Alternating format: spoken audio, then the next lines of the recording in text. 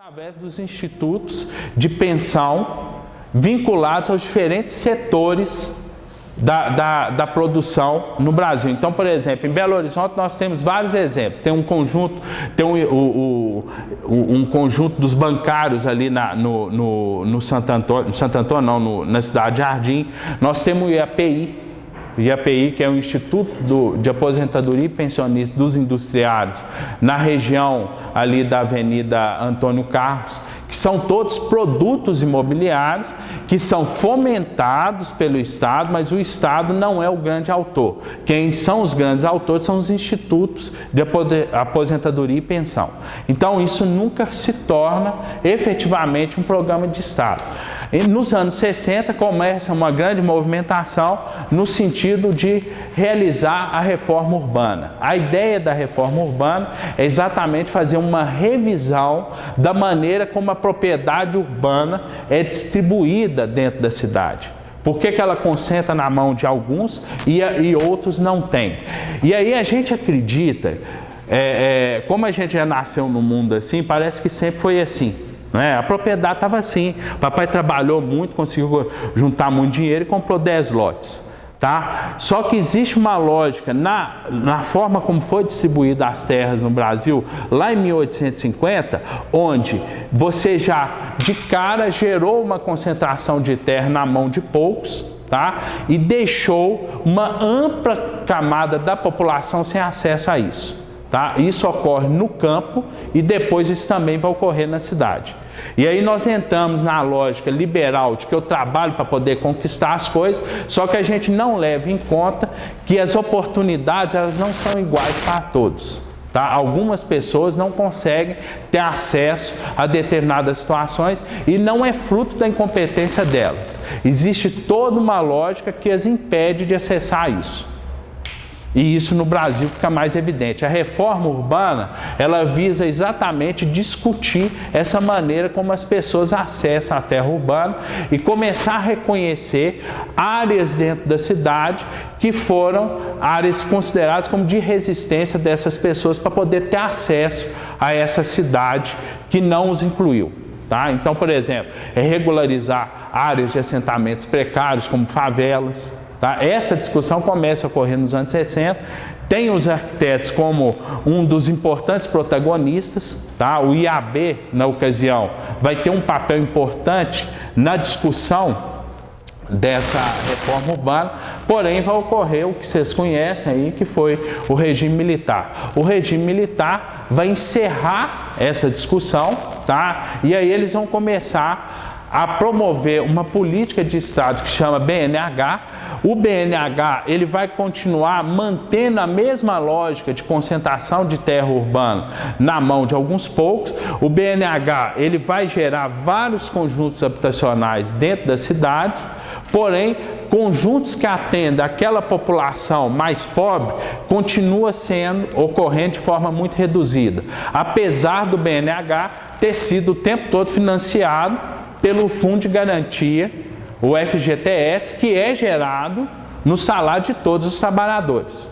Tá? Porém, alguns trabalhadores que recebem um pouco menos, eles não tinham acesso a financiamento habitacional. Uma situação que ainda ocorre nos dias de hoje, tá? Mas naquele momento ainda era mais evidente. Isso acaba gerando o crescimento das favelas e da informação dentro das cidades brasileiras. E aí vai ocorrer isso também, porque você vai ter nesse momento, principalmente no meados do governo militar, no início dos anos 70, um grande crescimento econômico. E você aumenta de forma significativa o número de pessoas que se dirigem para as cidades atrás de emprego. Então isso vai aumentar muito as favelas, aumentando essa crise urbana que a gente ainda vivencia hoje. Em 1988, você vai, na Constituição Federal, a moradia, ela passa a ser um direito social. Tá? Ela passa a ser um direito social. No momento que ela passa a ser um direito social, as ações de ocupação que a gente aqui, elas ganham legitimidade. Elas ganham legitimidade. Tá? Porém, isso é lei, mas não quer dizer que uma lei E aí a gente tem uma coisa, né? Igual, por exemplo, a questão do crime no Brasil. Todo mundo fala, não, a lei tinha que ser mais rigorosa, não é esse o argumento que todo mundo usa? Lei mais rigorosa não adianta, tá certo? Se você não tem quem aplique a lei, que é o caso da Constituição Federal no que diz respeito ao direito social à moradia. Tá? O direito social à moradia ainda não é algo disseminado para toda a população brasileira. Porém, ele é considerado como um direito absoluto. Esse direito é absoluto. Todo brasileiro tem direito à moradia, à educação e saúde. E boa parte da população não tem acesso. Um percentual expressivo da população ainda não tem acesso à moradia no Brasil. Muito bem. Em Belo Horizonte, nós vamos ter no início dos anos 90 a eleição de alguns prefeitos, isso em Belo Horizonte, na região metropolitana, vinculados a uma ideia de um grupo de centro-esquerda, representado por um dos partidos, é o PT, PSB, PV, que eram partidos de centro-esquerda que vão formar uma coalizão, vão ganhar a prefeitura de Belo Horizonte e algumas outras prefeituras dentro da região metropolitana. Porém, eles vão trabalhar com uma ideia de estado de bem-estar social, que é uma ideia que caracterizou o procedimento do Estado europeu dos anos 40, no final da Segunda Guerra Mundial até início dos anos 80, tá? Porém, eles vão conceber um Estado dessa forma, vão querer uma gestão dessa forma, dentro de um ambiente onde a ideologia que começa a ser predominante é a ideologia neoliberal. Isso acaba sendo uma contradição, porque a ideologia neoliberal é exatamente retirar o Estado de várias atuações dentro da sociedade. Tá? O Estado vai se preocupar com algumas poucas coisas, tá? E diminuir a sua presença na maneira como vai gerenciando as coisas. E aquele grupo de políticos de centro-esquerda queria exatamente um Estado mais presente. Tá? E aí eles vão começar a vivenciar uma contradição dentro da Prefeitura de Belo Horizonte. Tá? Essa contradição ela já é percebida por um grupo de 100 casas. No que diz respeito à moradia, eles vão criar uma situação que vai ser a política habitacional de habitação de Belo Horizonte. E para participar dessa política municipal de habitação, você tem que participar de várias reuniões, participar de um comitê, para poder ir gerando as unidades habitacionais para as pessoas que participam disso. Essa ação visava também um controle dos movimentos sociais de luta por moradia dentro da cidade, que eram muito atuantes nos anos 80 em Belo Horizonte. Tá? Esse grupo vai estar dentro da Urbel e aí começa a se institucionalizar e de fato não conseguir atender a demanda por moradia. Alguns grupos de 100 casa vão discordar disso e aí vai ocorrer em 1996, no final do governo do Patrus, tá? Ou seja, o primeiro governo dessa frente de centro-esquerda, essa ocupação que chama Corumbiara, que é uma ocupação que ainda ocorre na cidade, ela acontece no Barreiro, na região do Vale do Jatobá. Ela vai acontecer em 1996 e aí nós temos aqui a Mônica BD é uma arquiteta urbanista aqui de Belo Horizonte que vai fazer uma pesquisa na dissertação de mestrado dela sobre a política municipal de habitação, e ela cita o caso da ocupação Corumbiara e coloca que aquele evento da ocupação Corumbiara foi uma organização, se deu a partir de uma organização popular incomum na cidade de Belo Horizonte. Tá? Isso não era tradicional na cidade. Porém, eles vão, durante 10 anos, a maioria dos grupos sem casa vai ficar aguardando a efetivação dessa política habitacional municipal. Isso não vai ocorrer a contento, não vai conseguir a demanda por habitação dentro da cidade de Belo Horizonte. E aí, em 2008, aliás, em 2006, começam a ocorrer várias ocupações de prédio na região centro-sul da cidade. Tá? Então nós vamos ter um prédio que chama Ocupação Caracol, onde 15 famílias vão ocupar um prédio que estava abandonado aqui no bairro Serra. Depois um grupo de, se não me engano, eram uns 80 famílias vão ocupar um prédio da massa falida da Encol. E isso vai gerando várias ações políticas de ocupação urbana dentro da cidade. Eles vão manter essa estratégia de ocupação de prédio até final de 2007. No final de 2007, eles resolvem começar a promover um outro tipo de ocupação, que é a ocupação de terrenos vazios. Esses terrenos vazios vão estar mais recorrentes na periferia da cidade. Tá? E promover ocupações horizontais. Tá? Então você tem a primeira ocupação dessa forma, que de certa forma vai reinaugurar aquilo que a ocupação corumbiara começou em 1996. Então você vai ter a ocupação Camilo Torres, que ela vai ocorrer em fevereiro de 2008, que foi promovido pelo Fórum Moradia do Barreiro, com 116 famílias. E a ocupação, aí depois, um ano depois, vai ocorrer a ocupação Dandara. A ocupação Dandara começa em abril de 2009, com 897 famílias. Foi promovido pelo Fórum de Moradia do Barreiro, Brigadas Populares e pelo Irmã Dorothy, em março de 2010, com 200 famílias. Essa Irmã Dorothy é uma ocupação que ocorre da ocupação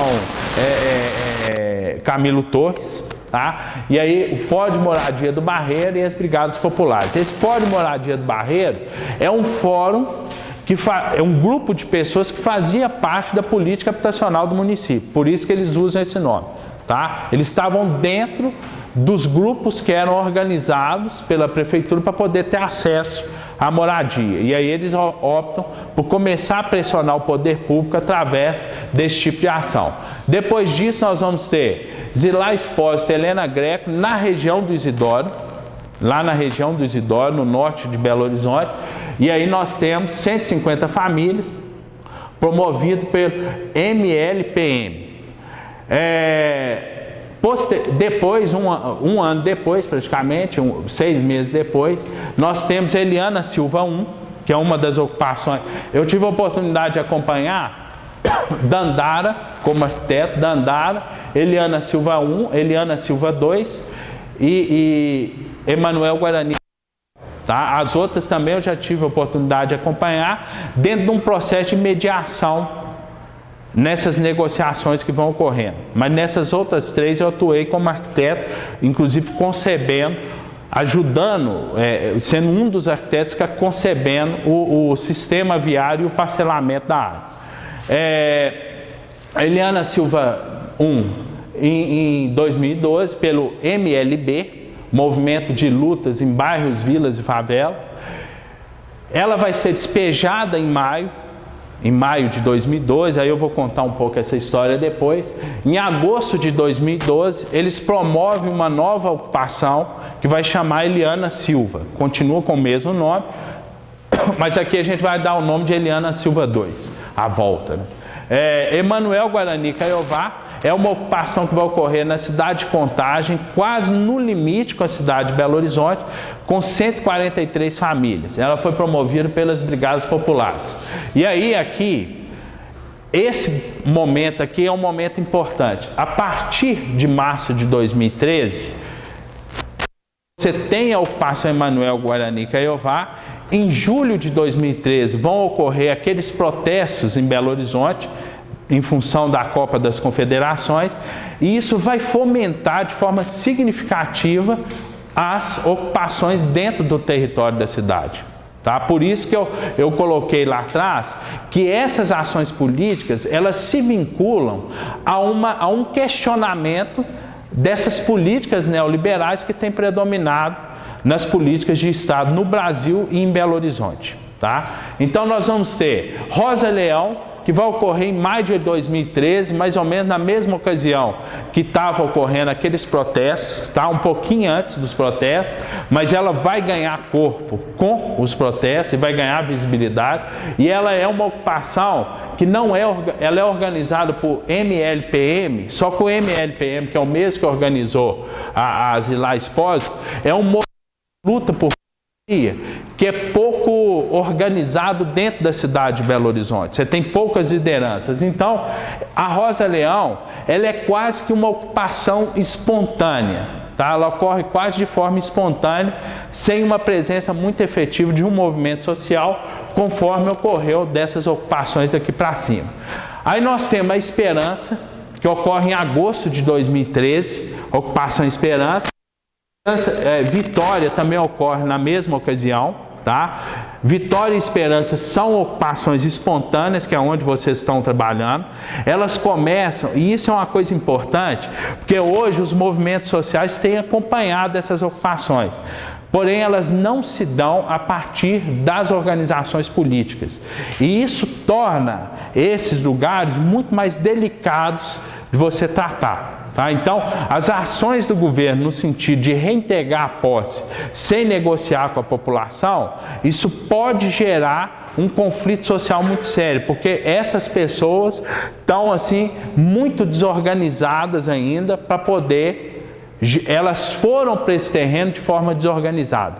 Tá? Elas hoje até têm alguma organização, mas ela ainda é muito frágil. Tá? Ela ainda é muito frágil. Depois nós temos a ocupação William Rosa. Essa ocupação ocorre em frente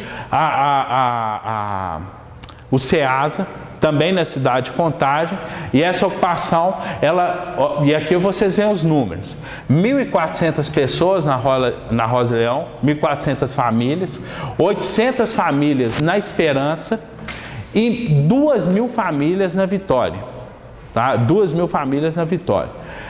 William Rosa, 3.400 famílias chegaram a ser cadastradas num determinado momento da ocupação. Essa ocupação ocorre nesse terreno, que é um terreno do CEASA, ao lado do próprio CEASA, ali na região do bairro Cabral. Depois nós temos a ocupação Nelson Mandela, que também é uma ocupação espontânea, que vai ocorrer próximo à ocupação Irmã Dorothy, na região do Barreiro. E essa professor Fábio Alves, que ocorreu em março de 2014, também espontânea, no bairro Belmonte, também próximo à ocupação do Isidório. Tá? E depois desse quadro, na época da Copa, ocorreu uma outra ocupação que chama... o povo é muito criativo. Chama Ocupação Padrão FIFA, que fica também próximo ao terreno da William Rosa, tá? Nas bordas ali da BR-040 indo para Brasília. Tá? Muito bem. Então, isso é só um quadro geral do que tem ocorrido na cidade, para vocês entenderem. E aí eu vou contar agora de forma mais específica o caso do Dandara. Tá? O Dandara, essa aí é uma foto... Algum tempo depois, querendo cair aqui, o Eduardo chegou. Gente, deixa eu apresentar para vocês. Eduardo, ele é arquiteto urbanista. Ele também é um dos arquitetos que hoje tem trabalhado com as ocupações. Tá? Nós hoje, isso depois mais no final eu vou apresentar, hoje a gente está assumindo uma ONG internacional no Brasil, que chama Arquitetos Sem Fronteira Brasil, e o Eduardo é um dos componentes dessa ONG, um dos componentes desse grupo que está assumindo essa ONG. E a nossa intenção é exatamente ir organizando as nossas ações dentro dessas ocupações. A ocupação Dandara, ela vai se iniciar em abril, conforme eu tinha falado anteriormente. Aonde que ela ocorre? Ela ocorre na região da Pampulha. Então nós temos aqui o espelho d'água da Pampulha, o Mineirão, o FMG e o aeroporto. E nós temos ali em verde o terreno que foi ocupado pela população que mora no Dandara. Essa aqui é uma imagem aérea de eles moraram do dia que eles entraram no terreno, no dia 9 de abril de 2009, tá? E ficaram morando dessa forma até dia 12 de julho de 2009. Eles ficaram morando dessa maneira durante 3 meses. E por que aconteceu isso? Porque existia uma dificuldade em ocupar toda a área, apesar deles terem conseguido, naquela ocasião, o direito de ocupar todo o terreno. Eu vou tentar explicar isso de forma mais detalhada. Essas fotos, o meu contato com essa população ocorreu no dia 18 de abril. Eu não os conhecia, tá? Eu conhecia os movimentos sociais, já tinha algum tempo que eu estava pesquisando sobre isso e tinha interesse em desenvolver um trabalho com o sem-teto, tá? Quando ocorre essa ocupação. Eu conheci eles no dia 18 de abril, tinha praticamente 10 dias que eles já moravam no terreno. 2009. Tá? E como é que se deu isso? Aí é rápido, só contar como é que aconteceu. Eu estava no final do meu curso de arquitetura, eu estava fazendo as 2 últimas disciplinas de projeto. Lá na PUC, na ocasião você tinha projeto 7, tá? Era projeto 7 e o outro chamava Planejamento Urbano, Projeto de Urbanismo 2. E o Projeto de Urbanismo 2, nós tínhamos que desenvolver um projeto de um parcelamento de uma área, de um grande terreno no bairro Céu Azul. E no Projeto 7 a gente tinha que desenvolver um conjunto habitacional para esse parcelamento. Tá?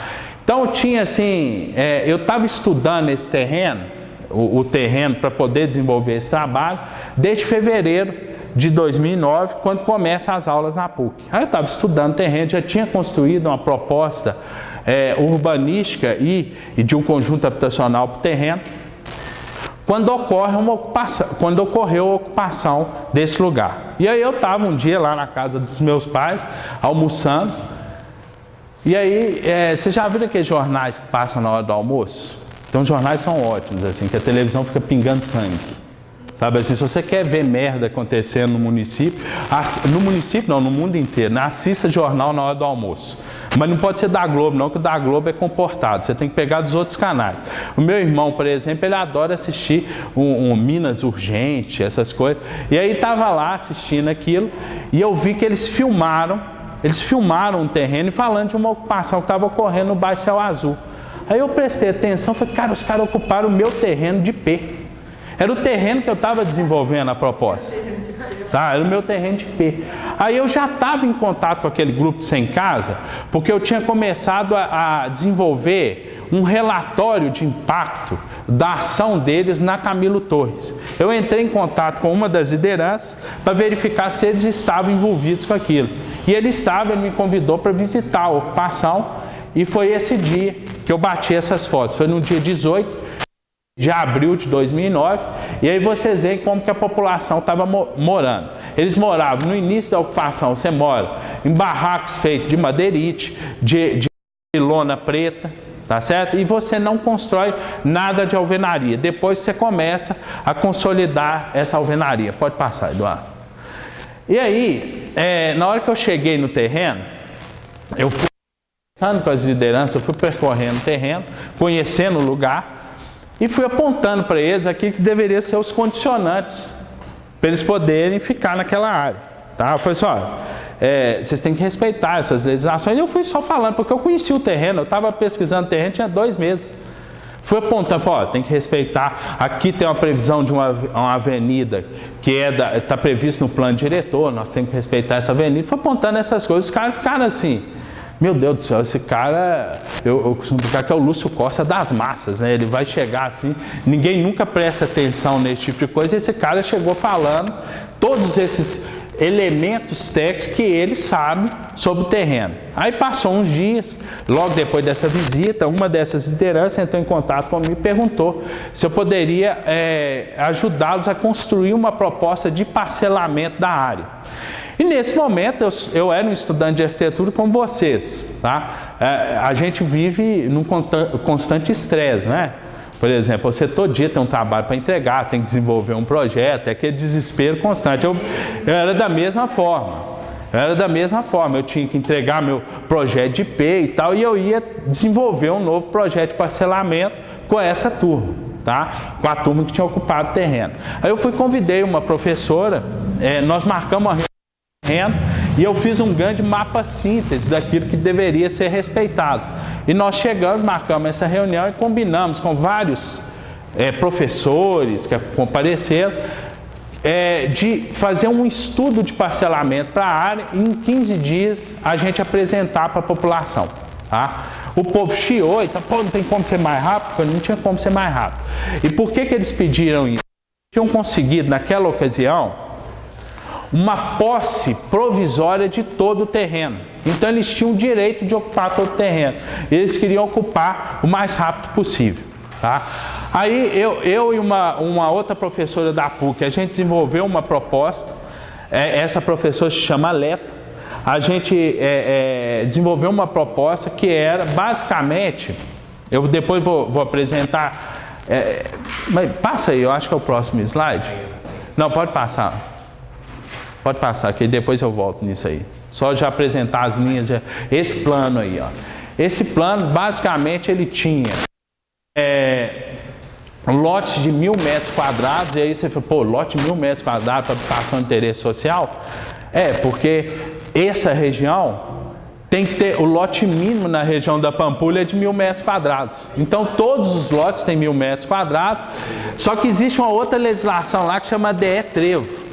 A DE Trevo coloca que eu posso ter naquela ocasião, que agora ela alterou um pouco, naquela ocasião podia ter uma unidade habitacional a cada 120 metros quadrados. Então nós trabalhamos da seguinte forma, nós tínhamos lotes coletivos de 1.000 metros quadrados, aproximadamente 1.000 metros quadrados, em cada lote, 8 famílias morando. E aí a gente ia gerar um conjunto em cada um desses lotes, tá? A proposta era essa. Volta a fazer um favor daquelas fotos. Pode voltar, mais.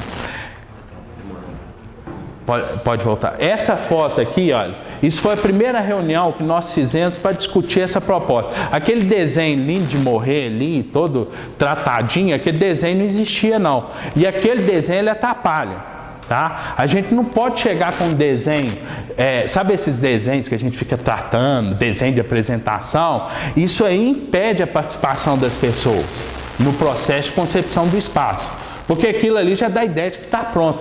Aquele desenho ele é reservado para as discussões com as instituições. Lá dentro da comunidade, a gente fazia desenhos mais precários. E aqui vocês podem ver que olha, tem um desenho aqui, que é um desenho feito no papel manteiga. Eu adoro desenhar à mão. Então o que eu fazia? Eu comprava, ainda faço isso, eu compro tubo de papel manteiga para poder forrar fundo de como é que chama aquilo? Que a gente coloca no forno, tabuleiro. Você já viu, você vai no mercado e compra as tiras. Eu só comprava aqui, eu sempre fico projetando em cima daquilo. Você enrola e guarda, fica até fácil de guardar. E aí eu cheguei, eu e a Leta, nós fizemos um traçado do que seria a concepção geral do parcelamento do sistema viário e levamos isso para a reunião.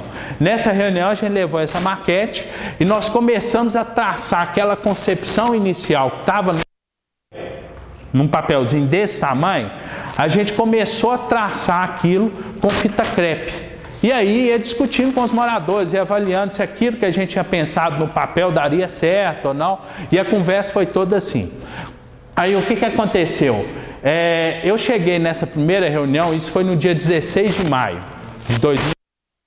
Nós chegamos lá de surpresa, tá? Eles queriam que eu fosse de manhã para apresentar primeiro para a coordenação do acampamento, para depois a coordenação levar para os moradores. Só que eu tive que trabalhar no sábado de manhã, isso foi um sábado. Aí eu falei assim, eu só posso ir à tarde. Só que à tarde eles tinham um outro compromisso, mas eu fui do mesmo jeito. Na hora que eu cheguei lá, a coordenação não estava. Estavam os moradores. E aí eu cheguei e fui para um barraco que estava liberado lá entre aquele amaranhado de barraco que existia dentro do acampamento e comecei a discutir. E aí os moradores iam chegando e discutindo a proposta. A coordenação ficou puta. Quebrei uma hierarquia, tá? Eu quebrei uma hierarquia. Ela ficou brava comigo. Eles durante a semana me ligaram e falaram, a coordenação ficou brava com você, Thiago, isso foi um militante das Brigadas Populares falou assim, ó, tem como você vir apresentar a proposta para coordenação? Eu falei, no sábado eu vou. Eu pensei assim, pô, o povo já está bravo comigo, então eu vou usar das ferramentas de arquiteto para poder manter as pessoas no controle. Tá?